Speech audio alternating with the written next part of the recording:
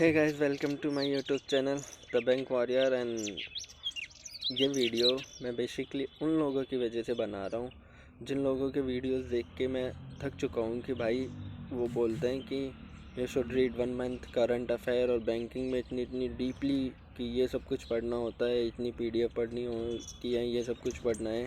तो भाई उन सब से मुझे बस एक बात पूछनी है कि बेसिकली अगर आईबीपीएस को हमारा नॉलेज चेक करना होता तो इंटरव्यू के लिए कोई सिलेबस देते ना। पर्टिकुलरली उन्होंने सिलेबस नहीं दिया, उन्होंने प्री और मेंस के लिए सिलेबस दिया, उनके लिए उनको नॉलेज चेक करना था तो सिलेबस दे दिया। इंटरव्यू के लिए उन्होंने सिर्फ इतना लिखा है कि इंटरव्यू। अब उसमें क्या पूछेंगे कुछ नहीं पता। आप कुछ और पढ़ के जाओ, वो कुछ और पढ़ लेंगे, वो कुछ और पूछ लेंगे। तो और है ना, लोग कह रहे हैं 1 महीने का करंट अफेयर। इसका मुझे लॉजिक नहीं समझ में आता कि वो जो इंटरव्यू लेने आएंगे वो 45 से 50 या 55 साल के होंगे सारे, है ना। और वो क्या हम स्टूडेंट्स या एस्पिरेंट्स की तरह रोज़ करंट अफेयर की क्लास लेते हैं कि उन्हें करंट अफेयर याद रहेगा 1 महीने का? उन्हें तो बस लास्ट के 1-2 दिन का करंट अफेयर जो मेन जो टॉपिक होंगे, कुछ भी, जैसे अभी बेसिकली जोशीमठ के बारे में चल रहा है, या फिर है ना पिछले साल यूक्रेन या उनका वार चल रहा था उसके बारे में।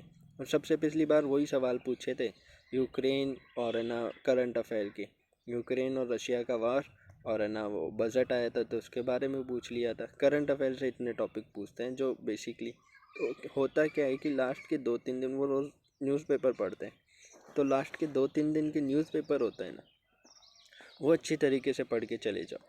ये है करंट अफेयर का खेल।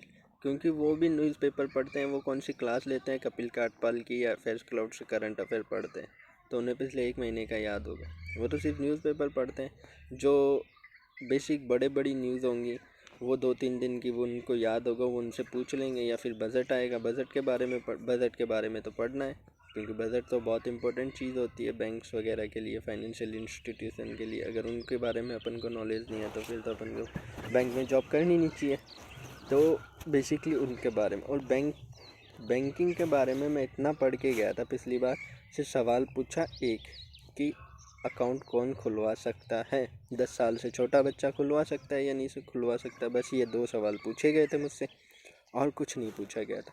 तो इंटरव्यू का बस ये है कि उनको आपकी पर्सनैलिटी, कम्युनिकेशन स्किल वगैरह ये चेक करनी होती है, तो नॉलेज चेक करना नहीं होता। अगर नॉलेज चेक करना होता तो वो आपको सिलेबस देते। और जो एचआर के क्वेश्चन है ना, हाँ उनको आप अच्छी तरीके से तैयार कर सकते हो, क्योंकि वो आपके खुद के बारे में है।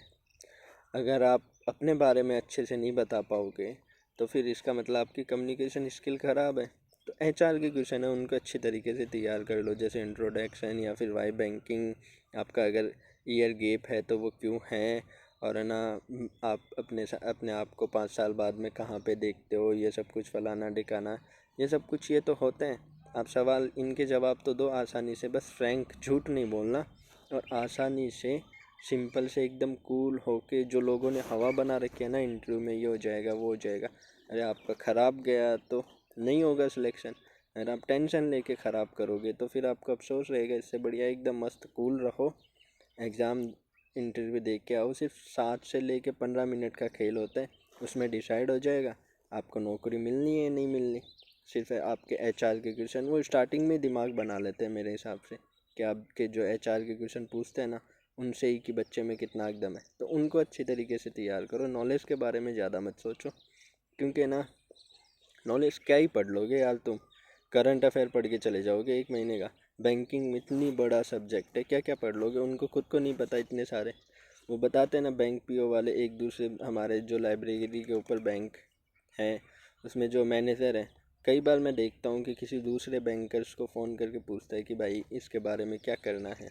तो सबको नॉलेज नहीं होता, उन्हें भी ये चीज़ पता है कि भाई नॉलेज, हर बंदे को पूरा कंप्लीट नॉलेज नहीं होता। तो ज़्यादा चिंता लेने की ज़रूरत नहीं है, बस आराम से अपने एचआर के क्वेश्चन याद करो, तैयार करो अच्छे से, थोड़ा प्रैक्टिस करो, मॉक इंटरव्यू वगैरह दे लो, और थोड़ा बहुत जो बजट आए उसके बारे में पढ़ के चले जाओ। तो ज़्यादा चिंता नहीं करनी, चिल रहो, एकदम मस्त हो जाएगा सब कुछ बढ़िया।